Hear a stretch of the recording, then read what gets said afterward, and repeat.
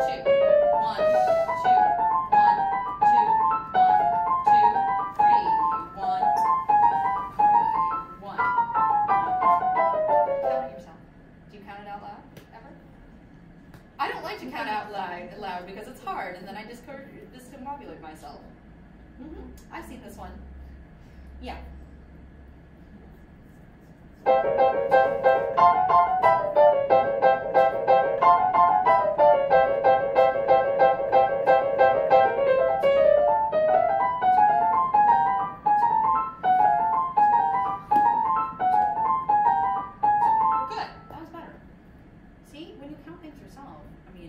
You just did it in front of people. You don't need to be afraid of sounding stupid. It sounded better. You don't like these 5s, do you? Okay. Can you say, let's start from here. Hippopotamus, hippopotamus, hippopotamus, hippopotamus, hippopotamus. Do it as a play.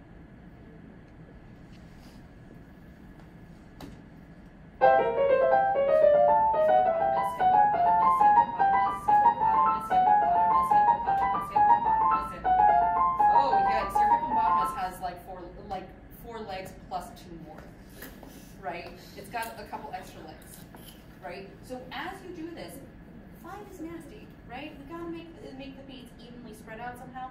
Try speaking with it. Have you tried that before? Do it slowly once from this 5. Hippopotamus, hippopotamus, hippopotamus, hippopotamus.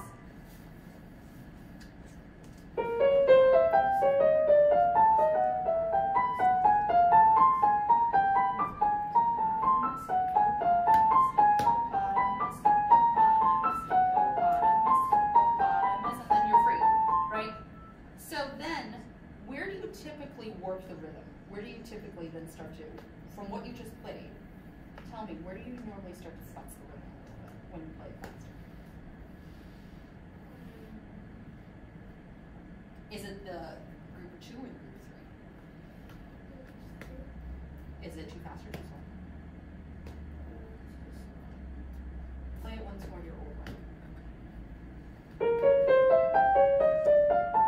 Darn it, you fixed it! Darn it, you fixed it. Your 3 tended to be, because yay, we know triads. Yay, they're easy. I just go out this way. So you just kind of let them like fall out.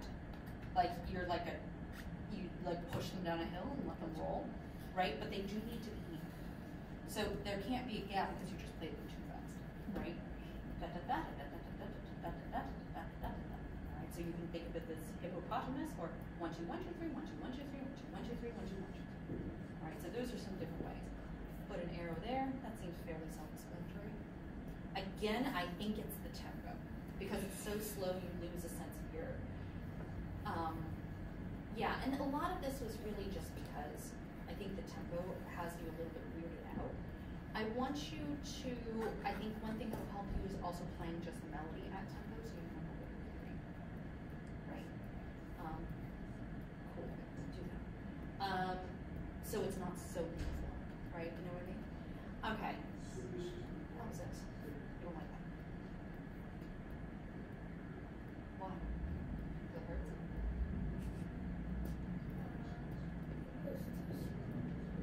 Do you just not like the bliss period? Not a fan. Because it hurts. Okay. Hi, how and why? Where are you supposed to do it? So get up and give me a little energy, right? I'm not just going. And also, momentum matters. We can't go. That hurts. Like it doesn't matter how you do it. This sounds bad and hurts. Okay. So this also kind of has to be in rhythm. 1 2 1 2. Right. So go. There's your C. Where are you ending? You sure? A, B, A, right? So I want you to do this for me. Ring, thumb. Yes, one more time. Alright, so now keep pressure through here. Even as you get over here, you're about to flip your hand. Keep it going and then give me your thumb. There we go. Alright, so now you're going to start slightly before and give me the octave. Octaves are going to lead before finger. Allison, thumbs, what are our octaves going to lead with? The thumb or the pinky? Thumbs. Alright, so target your thumb. Give yourself enough energy. Rotate. Bounce. And your pinky's going to come on. Yeah.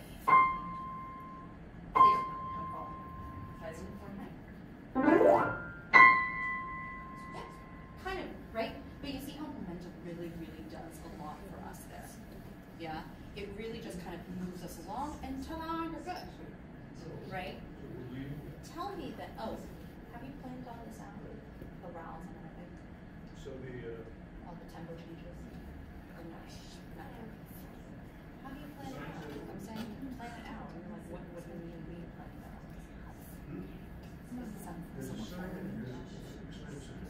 Yeah? Okay. So round tempo means what? All of a sudden, like brakes on a car? Like you just brake real hard? No? Okay, so then how do we make it gradual then? Do we just will it into being? I mean, yes, but also no, right? So I want you to think about counting it out. If you're playing 1 2 3 4 1 2 3 4 1 2 3 4 1 2 3 4, and then this sets you up for this. Then you can go with the tempo you want. So I definitely relaxation is going to be my biggest thing with you. Go home and make floppy noises at home. Your parents are going to thank me forever for that one. Okay. Make sure you apply to this. All right. And then we fix that. And I think a lot of this is also once you get that tempo, once you get the relaxation and the action of the finger at tempo and start metronoming it, a lot of these things like melodic structure are going to come out. We're going to like it even more. Okay. Nice work. It's a tough piece to understand. You're digesting it really well. Good job. Okay, last but not least, he's ready. Are you so ready? Yes. Yes. Well, thank you for being patient. You've had to wait a long time. And you are Abby. Yeah? Yes. And you are how? 10 years old. You're 10. You're a very tall 10, my friend. Has anybody said that to you before? No. Not a single person. Not a single person. All right. And you a Bach?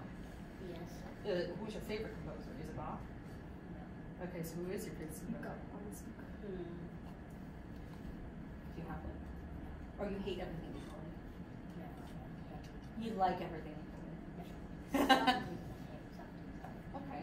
So how do you feel about this one? This Bach is kind of hard voices. Yeah. Yeah, the Bach is always hard because of the voice. It's just like I said to Erin earlier. It's a huge task, and you're very brave undertaking it. So let's hear what's going on. Sneaking on.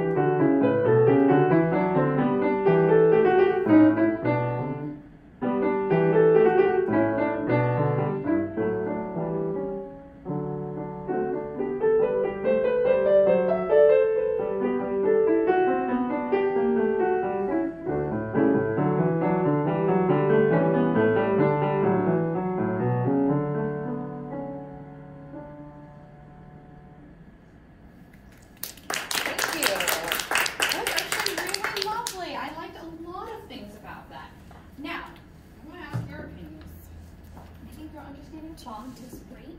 Your style is really great. How did you feel about how you play it on a scale from 1 to 10? 10 being your best. Do you feel like it was absolutely 10 your best today, or did you feel a little bit like a 7? Oh wow. Okay, that's really stinking good for a 7. Good for you. What makes it? Do you always feel like you play a 7, like in performance, like not as good as at home? Yeah. Okay. What were you thinking of feeling while you were playing that? I was feeling like Okay, I think those are really legitimate feelings. And what I sense from you is that you really love this and you have great sense. So I think what's helpful for us when we think about being nervous is staying involved in our music. Okay? So you can feel nervous literally up to the moment you start playing. But then once you start playing, boom, we're focused, right? And I saw you kind of get a little bit derailed sometimes, okay? I'm going to do 2 crazy things with you. One is going to be really boring for everybody else and not boring for you, okay? The first one is hearing your most ideal version, okay? And how are you working? Oh, well, before that, memory. How confident do you feel about memory, or do you get nervous about memory? Okay. When you get derailed, can you get back on the train? Really good, or still does it make you a little bit weird? Okay. Let's be honest, it's okay. We've all been there. I've been there. I hate memorizing. Memorizing is my least favorite thing about piano, like period. Okay? So, my whole thing about memorizing is how many senses do we need to memorize?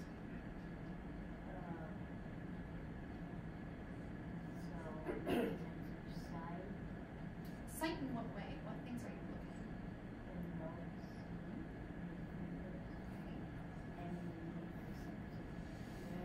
Good. So you need to always know what the memory is, what it sounds like.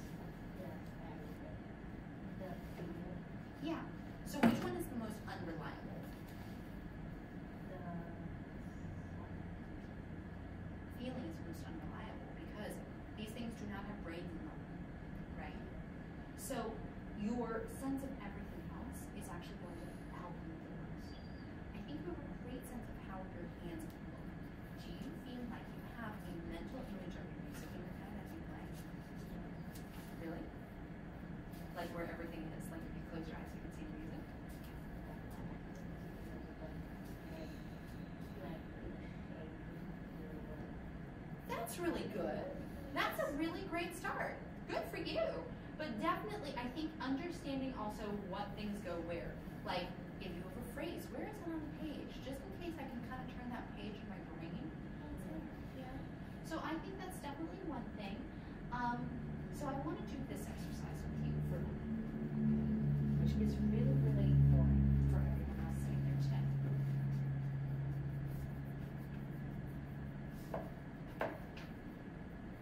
Okay? You don't get a plan. You get to look. Alright? And I want you to feel like you have laser beams on your eyeballs. Okay? And you're literally burning the image into your brain. Where do you want to go up to where we try this exercise?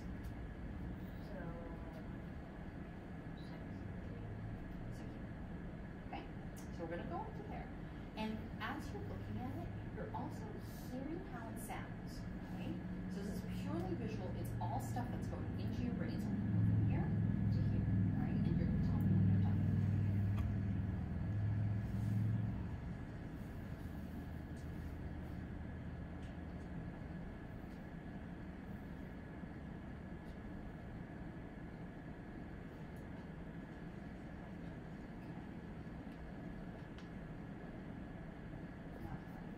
Now, wait, before you do that, were there any traps, anything that you kind of mess up that you want to think about beforehand? No. That's great. So no reminders. Okay, so this is your mental train of thought. Actually train. Alright? So I want you to think that if you do have one, it has to, any reminder for yourself has to be very, very short. Our brains don't have time to think of complete sentences for a plan. So we need a number or a word that has to be really short. Okay? Let's see how we help with that.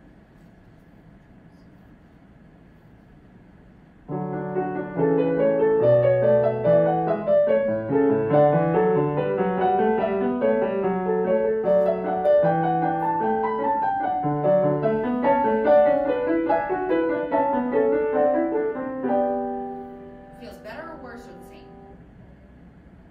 So a lot of what you're experiencing with feeling a little bit nervous or not in the zone really comes from you understanding this from a mental standpoint. I think you probably practice really well, you have learned really well, I can tell that from your playing. All of performance has to do with your mental state of mind, okay? So, I'm also going to give you another strategy. I want you to give me 3 adjectives about the mood of the piece. It's joyful, it's energetic, and it's like electric. So it's fast. So it's fast and energetic. Can you think of a scenario or a time that you were really happy and energetic? Like really happy?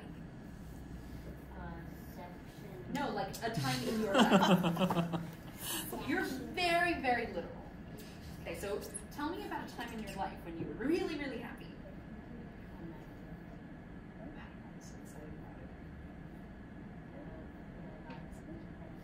Okay. So before you start then, I'm gonna go sit in my audience chair. And I want you to think and put yourself like an actor in a position where you are really thinking about, I'm so happy because I got a bunch of presents. Hopefully there's something I really want in there. All right? And when you're in that headspace, you don't have to start right away. There's no hurry. There's no one having a gun to your head and say go, right? So we're just gonna chill. And until you feel really, really happy, like on the inside really happy, don't start.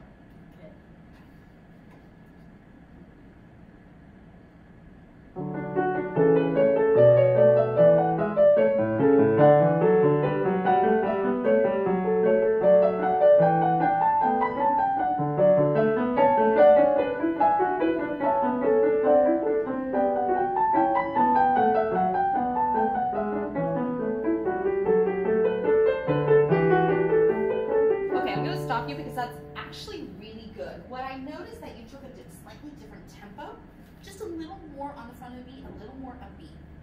Did it feel easier to get focused? Yeah. So everything, I think, for you, you have to get focused, right? Now, does the mood change at all?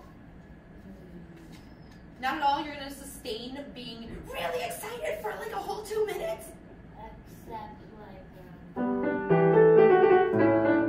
So what happens there? How does the mood change there? softer and slow. But what about the move? How does it make you feel? Do you feel more calm? Do you feel more relaxed? Yeah, relaxed. Okay, then your acting part of yourself as a performer also needs to be more relaxed. Now, of course, as people, do you actually sustain the same feeling for like 2 whole minutes? No. So I don't think this should also probably be the same thing for 2 whole minutes, right? Where you had this, right? This, you see, I see that there's a crescendo in it. Why? Are we feeling more happy as we go? So then that means somewhere we felt less happy. That's a good point, right? So I think you can really choose to explore this in any way you want. I happen to be somebody who likes to talk a lot. That's why I'm here, right? So, yeah, thanks. And for me, when I was around your age, I like to write stories to my music. Right? Now I usually kind of tap on a feeling. You can use whatever you think, right? If this was a movie, what would be going on in this movie scene from the beginning to the end? Like some action. Oh, what kind of action? Like, Are people fighting? Oh wait, okay, so now think of that. I'm gonna do a little exercise with you. I want you to play this like people are fighting. All right, so you're gonna be a big fighting energy here. How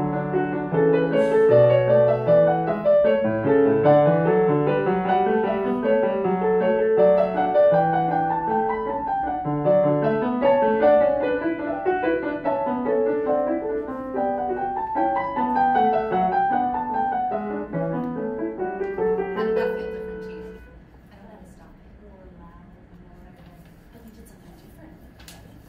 Yeah, you can have fun with it however you want. I don't think there's any one real wrong. I mean, there is, but not one that you're going to touch right now. We know, I'd rather you always go too far than not enough. Go to the point where James says, oh no, friend, let's back that up. Let's back that train up. All right? But I think you can really make the decision. And look, I don't think it changed the piece. It wasn't just, I'm happy the whole time, right? You can change this however you want. Maybe they start out happy, and then maybe they fight for a little bit, and then they make up at the end. Whatever it is. But you really have a lot of freedom, especially. Right? So you're understanding really good. Your voicing is actually really excellent. I hear all those things. And clearly you really love performing. Everything I think from here on out for you is all here. Performance practice. So practicing what it's going to be like. And you practice, okay, now I'm in that headspace. So when you get on stage, is there a timer that says, okay, you need to be done in 2 minutes, go? No. So take your time.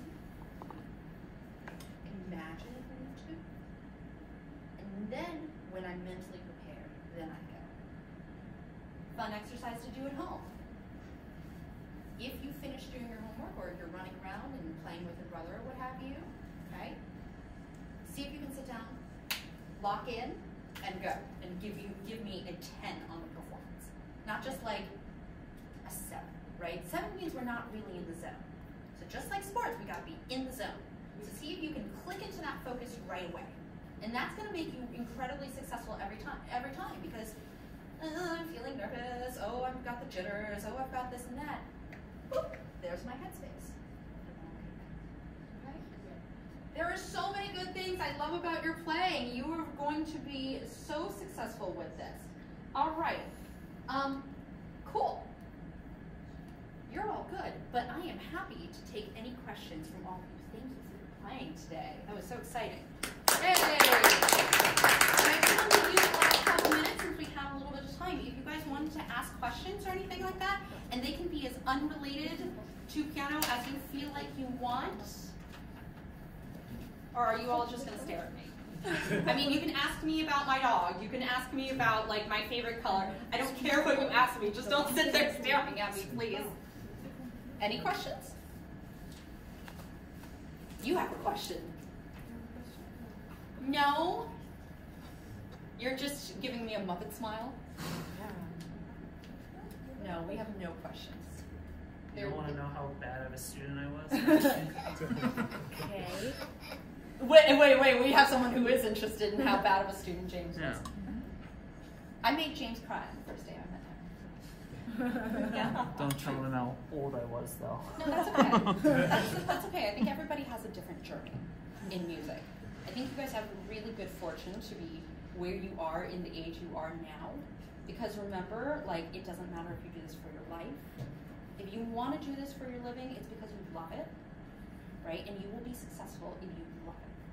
But even still, this opens up many doors. You can travel, you can connect with people, right? You can connect with people you've never even met, play for crazy audiences.